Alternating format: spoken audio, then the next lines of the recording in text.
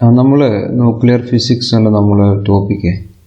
നമ്മൾ ന്യൂക്ലിയർ ഫിസിക്സിൻ്റെ കുറച്ച് ഭാഗങ്ങളൊക്കെ നേരത്തെ പഠിച്ചു വെച്ചിട്ടുണ്ട്. അപ്പോൾ നമ്മൾ PG സിലബസിന് പഠിക്കുന്നതിന് മുമ്പായിട്ട് കുറച്ച് പ്രിലിമിനറീസ് നമുക്ക് നോക്കാം. ഇത് വെച്ചിട്ടാണ് നമ്മൾ ഇനി നമ്മളുടെ മെയിൻ ടോപ്പിക്കിലേക്ക് കടക്കുന്നത്. അപ്പോൾ എന്താണ് ന്യൂക്ലിയർ ഫിസിക്സ് നിങ്ങൾക്ക് പറയാൻ പറ്റുമോ? അപ്പോൾ അതിൻ്റെ ഡെഫിനേഷൻ നമ്മൾ പറയുകയാണെന്നുണ്ടെങ്കിൽ, nuclear physics is the field of physics that studies atomic nuclei and their constituents and their interactions. Okay. Nuclear physics എന്ന് പറഞ്ഞു കഴിഞ്ഞാൽ that studies the atomic nuclei and their constituents, അതിൽ എന്തൊക്കെ ഉൾക്കൊള്ളിട്ടുണ്ട്, and their interaction, അവർ തമ്മിലുള്ള interactions, അതൊക്കെ നമ്മൾ nuclear ഫിസിക്സിൽ പഠിക്കുന്നത്. Okay. അപ്പോൾ എന്താണ് nucleus? Nucleus of an atom consists of neutrons and protons. ഇതൊക്കെ നിങ്ങൾക്ക് അറിയുന്ന കാര്യങ്ങളാണ്, ഒന്ന് റിവ്യൂ ചെയ്യാം നമുക്ക്. Okay. And they are held together by the strong nuclear force. അപ്പോൾ ന്യൂക്ലിയസിൻ്റെ ഉള്ളിൽ neutrons and protons they held by a strong nuclear force. നമ്മൾ ചുരുക്കി പറഞ്ഞതുപോലെ പറയാന്നുണ്ടെങ്കിൽ, nucleus consist of Z protons with positive charge, N neutrons with no charge, and A mass number. നമ്മൾ കുറച്ചുകൂടി പറയൂ കേട്ടോ, ഇത് വീണ്ടും പറയാം എന്നാലും ഓർത്തിരിക്കാം. മാസ് നമ്പർ എന്ന് പറഞ്ഞു കഴിഞ്ഞാൽ number of protons plus neutrons. Okay. Protons and neutrons are bound by strong force. Size എന്ന് പറഞ്ഞു കഴിഞ്ഞാൽ 10⁻13 മീറ്റർ ആണ്. അപ്പോൾ സൈസ് നിങ്ങൾ ഓൾറെഡി നിങ്ങൾക്ക് ഈ നമ്പറുകളൊക്കെ നിങ്ങൾക്ക് അറിയാം അല്ലേ. 10⁻1 എന്ന് പറഞ്ഞാൽ ഡെസിയാണ്. സെൻറ്റി പറയുമ്പോൾ 10⁻2, മില്ലി എന്ന് പറയുമ്പോൾ 10⁻3, മെഗാ 10⁻6, ഗിഗ 10⁻9. ഓക്കെ. ദെൻ 10⁻9 വരുമ്പോൾ നമ്മൾ നാനോ പറയും, -12 വരുമ്പോൾ പൈക്കോ പറയും, അല്ലെങ്കിൽ പീക്കോ പറയും. 10⁻15 പറയുമ്പോൾ ഫെംറ്റോ പറയും. അതിൻ്റെ അബ്രീവിയേഷൻസ് ആണ് ഇവിടെ കൊടുത്തിട്ടുള്ളത്. F പറഞ്ഞാൽ ഫെംറ്റോ, P എന്ന് പറഞ്ഞാൽ പീക്കോ, എന്ന് പറഞ്ഞാൽ നാനോ, മ്യൂ പറഞ്ഞാൽ മൈക്രോ, M പറഞ്ഞാൽ മില്ലി. അങ്ങനെ അത് ഓൾറെഡി നമ്മൾ പഠിച്ച കാര്യങ്ങളാണ്, ഒന്ന് റിവ്യൂ ചെയ്യാം. അത്രേ ഉള്ളൂ കേട്ടോ. അപ്പോൾ ന്യൂക്ലിയർ ഫിസിക്സിൽ പോകുമ്പോൾ നമുക്ക് ആദ്യം അറ്റോമിക് മോഡൽ നോക്കാം. അതിനുള്ളിലാണല്ലോ ന്യൂക്ലിയസ് അല്ലേ. അപ്പോൾ ന്യൂക്ലിയർ ഫിസിക്സ് നമുക്ക് നോക്കാം എന്തൊക്കെയാണ്. ബിഫോർ 1911, ഓക്കെ, അപ്പോൾ 1900 ശേഷമാണ് ഇതിലുള്ള ഡിസ്കവറീസൊക്കെ അധികം നടക്കുന്നത്. ന്യൂക്ലിയർ ഫിസിക്സിൽ റിസർച്ചുകളൊക്കെ ധാരാളമായിട്ട് നടക്കുന്ന 1900 ശേഷമാണ്. അത് ഓർത്തിരിക്കും. വളരെ അടുത്ത കാലഘട്ടത്തിൽ നടന്ന ഡിസ്കവറീസാണ് നമ്മൾ പഠിക്കാൻ പോകുന്നത്.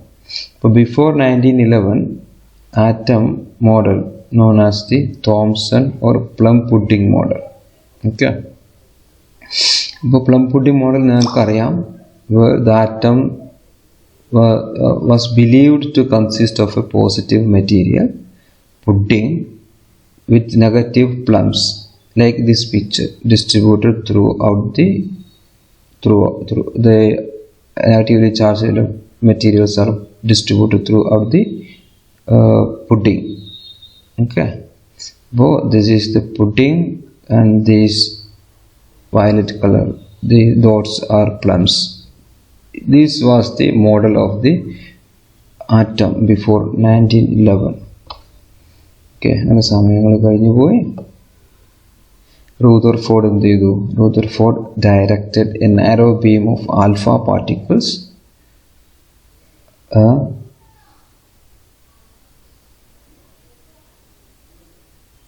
through a metal like silver or gold, a thin film. Okay, allowed to pass through the metal film. Alpha particle എന്ന് പറഞ്ഞാൽ എന്താണ്? The nuclei, which is the nuclei of helium atom, and it is positively charged. Okay. And he used a thin sheet about 5 × 10⁻⁻7 meter. അപ്പോൾ നിങ്ങൾ അതിൻ്റെ size നിങ്ങൾ മനസ്സിൽ കൊണ്ടുവരാം. Alpha particle എന്ന് പറഞ്ഞു കഴിഞ്ഞാൽ alpha particle is produced during N alpha decay which is fast moving helium nucleus alpha particle in the image and a model. It is a model. Particles carry a charge of +2 and strongly interact with matter. They can strongly interact with matter. Therefore they travel only a few inches through air because they can strongly interact with the material and can easily be stopped with a sheet of paper. Alpha particle property ആണ് അവിടെ പറഞ്ഞിട്ടുള്ളത്. After passing through the metal sheet, the alpha particle and a photo കാണിച്ചിട്ടുണ്ട്. The alpha particles strike on a fluorescent screen. This is the source of alpha particle. It is passing through the metal sheet. This is the metal sheet, thin gold foil. Then the alpha particles strike on the fluorescent screen. That screen which was coated with zinc sulfide, therefore they become fluorescent and produce visible flash of light called scintillation. Okay, a scintillation detector madiri namukku idine parayam. അപ്പോൾ circular fluorescent സ്ക്രീനാണ് ഈ കാണിച്ചിട്ടുള്ളത്. This is the alpha source. This is the beam of alpha particles.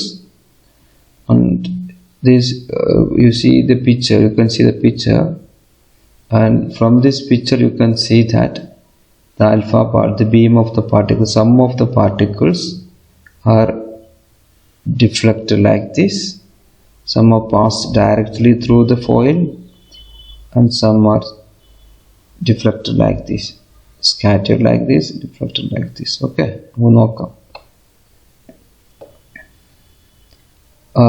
Rutherford expected a result according to the plum pudding model that in plum pudding model electrons and protons are distributed randomly. He was expecting that all alpha beams will move in the same direction of propagation with a little deflection, but results were much more different than his expectation. നമ്മൾ plum pudding model വെച്ച് നമുക്ക് കിട്ടേണ്ട റിസൾട്ടിനേക്കാളും വളരെ വ്യത്യസ്തമായിട്ടുള്ള റിസൾട്ടാണ് Rutherford scattering എക്സ്പെരിമെൻറ്റിൽ നമുക്ക് കിട്ടിയത്. അപ്പോൾ പ്ലം പുഡിംഗ് മോഡലിൽ നമുക്ക് കിട്ടേണ്ടുന്ന റിസൾട്ട് ഇങ്ങനെയായിരുന്നു. Okay, the beams should pass through the plum pudding model of atom and or nucleus or atom. Then the detector show the same spots for all the beams, but the observation was different. Some particles have been reflected back, some are deflected with an angle, some passed through the foil. അപ്പോൾ result നമ്മൾ കുറച്ച് summarize ചെയ്ത് കഴിഞ്ഞാൽ most alpha particles are undeflected, a few alpha particles are slightly deflected, a few alpha particles bounce off the nucleus. ഈ 3 റിസൾട്ടാണ് Rutherford scattering എക്സ്പെരിമെൻറ്റിൽ നമുക്ക് കിട്ടിയിട്ടുള്ളത്. Okay, അപ്പോൾ Rutherford observed that most of alpha particles strike on the fluorescent screen without any deflection. However, very few alpha particles deflected slightly and very less number of alpha particles, approximately 1 particle, deflect with an angle of 180 degree. That is almost bounce back. It is like a mirror. So from that experiment, it is concluded that based on the observation of alpha scattering experiment combined, അപ്പോൾ ആ സമയത്തേക്കാണ് James Chadwick neutron കണ്ടെത്തുന്നത്. അപ്പോൾ അതും കൂടി ഉൾക്കൊള്ളിച്ചിട്ട് concluded that an atom consists of a minute positive charged body at its center and called as nucleus. അപ്പോൾ positive charge എന്താ പറയുക, ripple ചെയ്യും. അതുകൊണ്ടാണ് 180 ഡിഗ്രി അത് റിഫ്ലക്റ്റ് ചെയ്ത് വന്നത്. അപ്പോൾ അതൊന്ന് റിഫ്ലക്ഷൻ എന്ന് മനസ്സിലാക്കിയത് nucleus is also A positively charged particle. The nucleus, though small, contains all the protons and neutrons. Since the total mass of atom is because of protons and neutrons, hence the entire mass located at the center of atom. Hence few alpha particles deflected due to positive charge of nucleus. ഇതാണ് നമുക്ക് കിട്ടിയ experimental result. ആ picture നമുക്ക് ഇങ്ങനെ വരക്കാം. Okay. An atom consists of a sufficient number of extremely small negatively charged electrons distributed around the nucleus to balance the positive charge of the nucleus. Hence, maximum volume of an atom remains empty, so many alpha particles move without any deflection. അപ്പോൾ നമ്മളത് കണ്ടു, most of the alpha particles are undeflected. അതിൻ്റെ reason ആണ് ഈ കൊടുത്തിട്ടുള്ളത്. Since very less number of alpha particles deflected, hence the volume of nucleus is very less compared to whole atom. Okay. The size of nucleus is less than 2 into 10 power minus 14 meter, while the size of an atom is around 10 power minus 10 meter. നമുക്ക് നോക്കാം, ഈ പിക്ചറിലേക്ക് നോക്കിക്കേ. This is the size of the atom, about 10 power minus 10 meter. The nucleus size is about 10 power minus 14 meter. Okay. അപ്പോൾ ഇതിൽ most of the areas, most of the atoms is empty space.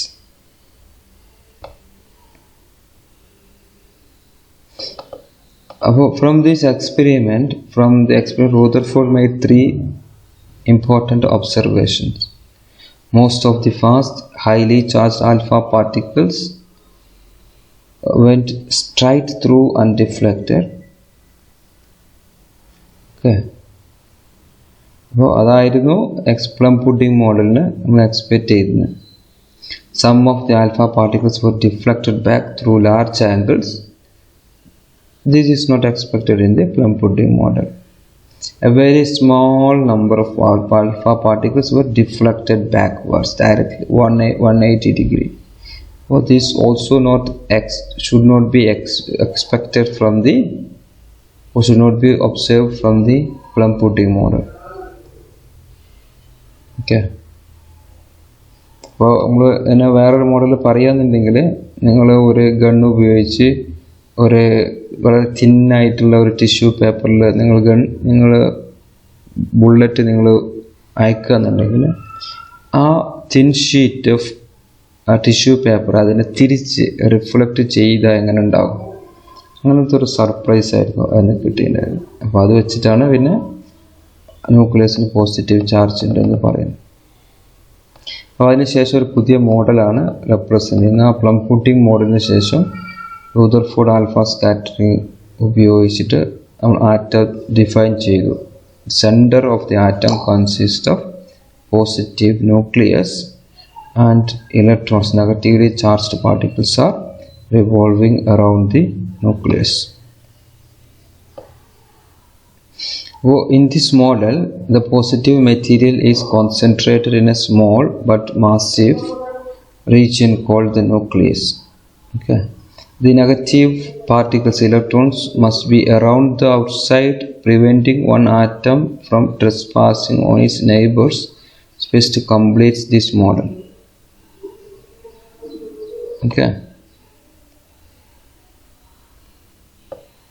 Objections of Rutherford alpha scattering experiment. അപ്പോൾ ഇങ്ങനെ revolve ചെയ്യുന്നുണ്ടെങ്കിൽ, in atom, electron is also negatively charged particle, hence it must radiate. അപ്പോൾ it is revolving. Maxwell theory അനുസരിച്ച് charged particle move ചെയ്യുമ്പോൾ electromagnetic radiation emit ചെയ്യും. അപ്പോൾ it losses energy around the nucleus and should lose energy and reach to zero and finally orbit size കുറഞ്ഞ് it finally fall into the nucleus. It is not happening actually. Okay. അപ്പോൾ revolving around a specific orbit എന്നുള്ളത് ആ കോൺസെപ്റ്റിൽ നിന്ന് മാറ്റം വരുത്തേണ്ടതായിട്ട് വരുന്നുണ്ട്. An electron which continually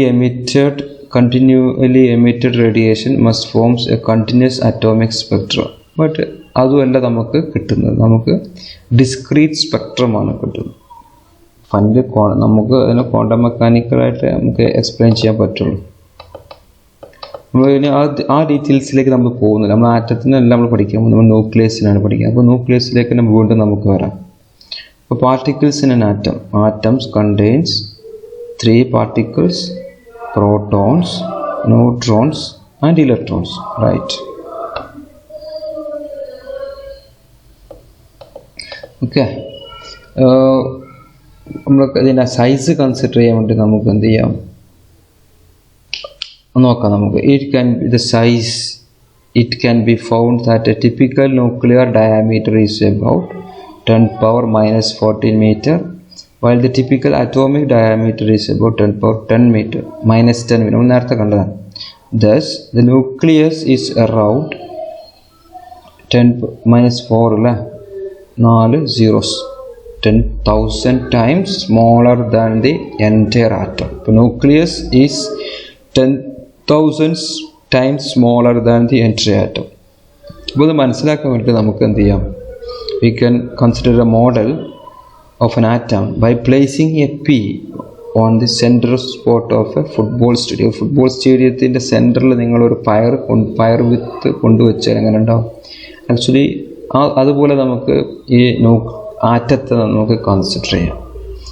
സെൻറ്ററിൽ ന്യൂക്ലിയസിൻ്റെ പിന്നെ ഒരു ലാർജ് എംപ്റ്റി സ്പേസ് ആണ്, പിന്നെയാണ് ഇലക്ട്രോൺസിനെ ഞങ്ങൾക്ക് കാണാൻ പറ്റുന്നത്. അപ്പോൾ എന്താണ് സൈസ് എന്ന് പറഞ്ഞു കഴിഞ്ഞാൽ nucleus is around 10,000 times smaller than the entire atom. നമ്മൾ ഇതിൻ്റെ കുറച്ച് ഡീറ്റെയിൽസ് കൂടി പോകുകയാണെന്നുണ്ടെങ്കിൽ നമുക്ക് കാണാൻ പറ്റും.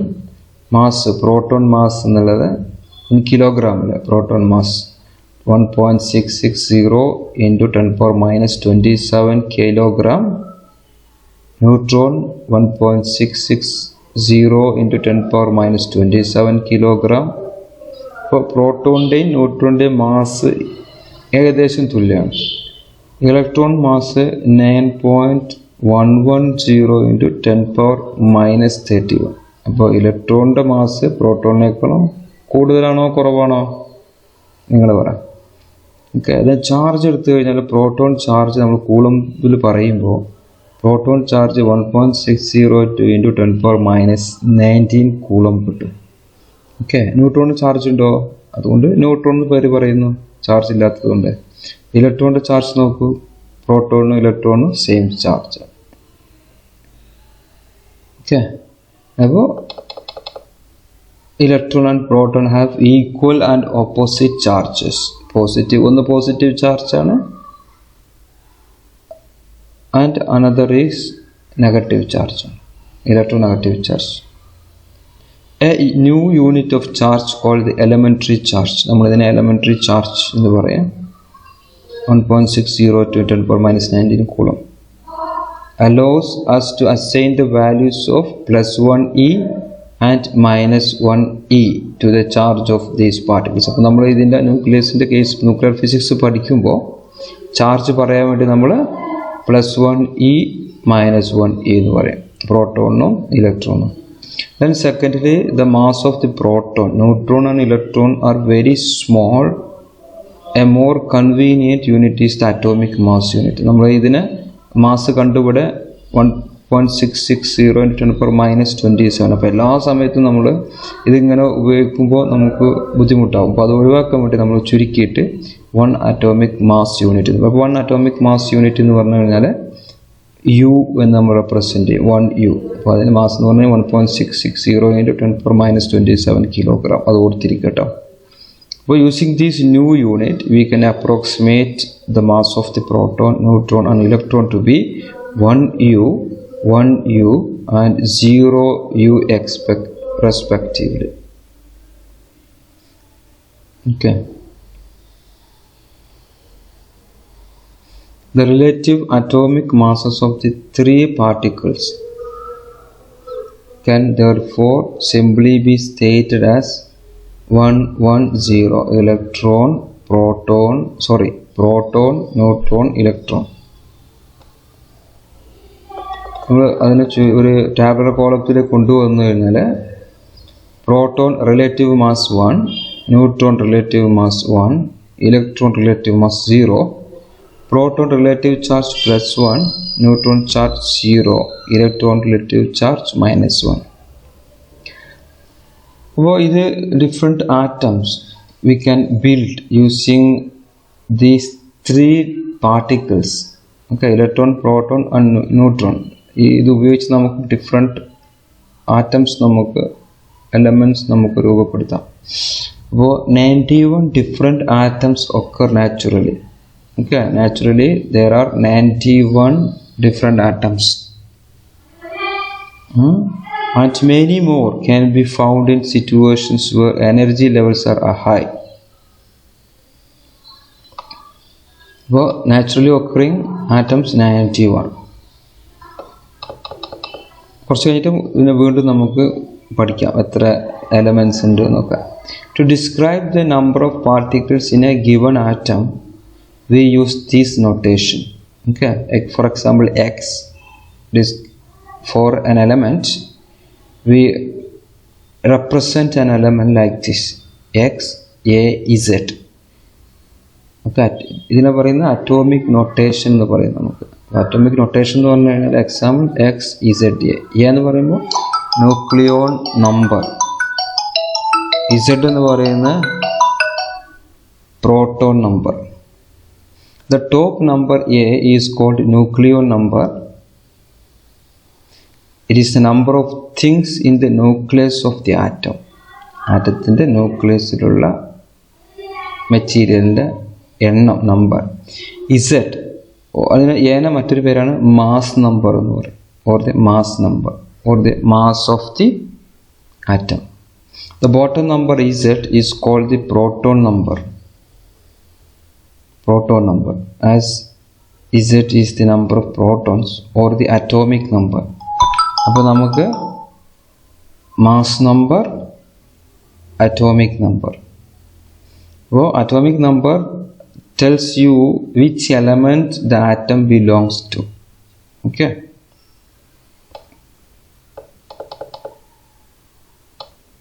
എക്സാമ്പിൾ എടുത്തു കഴിഞ്ഞാൽ ഹീലിയം ആറ്റം എടുക്കാം നമുക്ക്. He represented by He. Helium contains 2 protons and 2 neutrons. So 4. Mass number 4, atomic number 2. Okay, He 4 2 അല്ലെങ്കിൽ He 2 4 which is the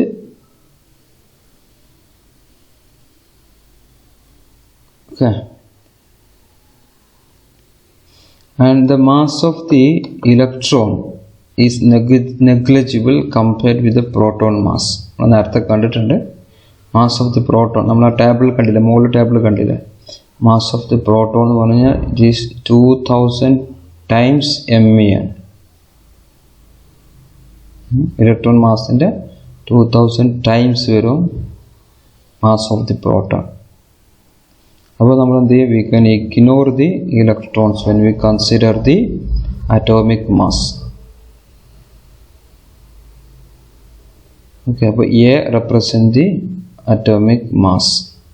അപ്പോൾ ഇലക്ട്രോണിൻ്റെ മാസ് നമ്മൾ അവിടെ കൺസിഡർ ചെയ്യേണ്ട ആവശ്യമില്ല, because which is 2000 times smaller than the proton mass.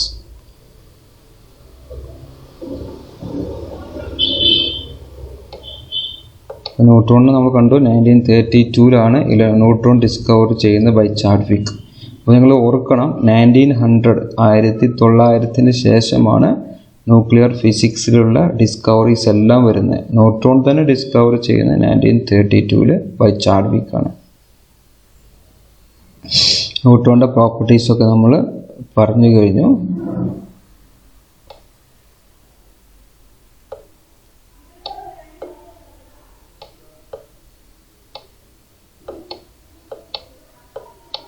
Okay, ഒരു ഉദാഹരണം കൂടി പറഞ്ഞു കഴിഞ്ഞാൽ ക്ലോറിൻ നമുക്ക് ഇങ്ങനെയും നമുക്ക് റെപ്രസെൻ്റ് ചെയ്യാം. ന്യൂട്രോണിൻ്റെ നമ്പറും കൂടി ഉൾക്കൊള്ളിച്ചിട്ട് വേണമെങ്കിൽ നമുക്ക് ഇതിനെ റെപ്രസെൻ്റ് ചെയ്യാം. എങ്ങനെ ചോദിച്ചു കഴിഞ്ഞാൽ ഉദാഹരണം ക്ലോറിൻ. ഓക്കെ, കെമിക്കൽ സിമ്പിൾ ഇത് നമ്മൾ നേരത്തെ കണ്ട proton number Z17, chemical number, atomic number. Then total nuclear atomic mass neutron plus neutron number ഇവിടെ നൽകി 19. ഇങ്ങനെ നമുക്ക് ഒരു ആറ്റത്തെ നമുക്ക് റെപ്രസെൻ്റ് ചെയ്യാം. Okay, proton number neutron number sum ഇവിടെ വരും. ഓക്കെ, ആറ്റോമിക് മാസ് ആയിട്ട്. അപ്പോൾ ആക്ച്വലി ഒരു ആറ്റം എടുത്തു കഴിഞ്ഞാൽ നമുക്ക് ഇങ്ങനെ നമുക്ക് മനസ്സിലാക്കാം, വിഷ്വലൈസ് ചെയ്യാം. സ്പെസിഫിക് ഓർബിറ്റ് സർക്കുലർ ഓർബിറ്റ് ആണ്, പക്ഷേ randomly. Okay, quantum mechanical probabilities ആണ്. ഓക്കെ, എവിടെയാണ് നമുക്ക് ഇലക്ട്രോൺ ചോദിച്ചു കഴിഞ്ഞാൽ we can say only the probability.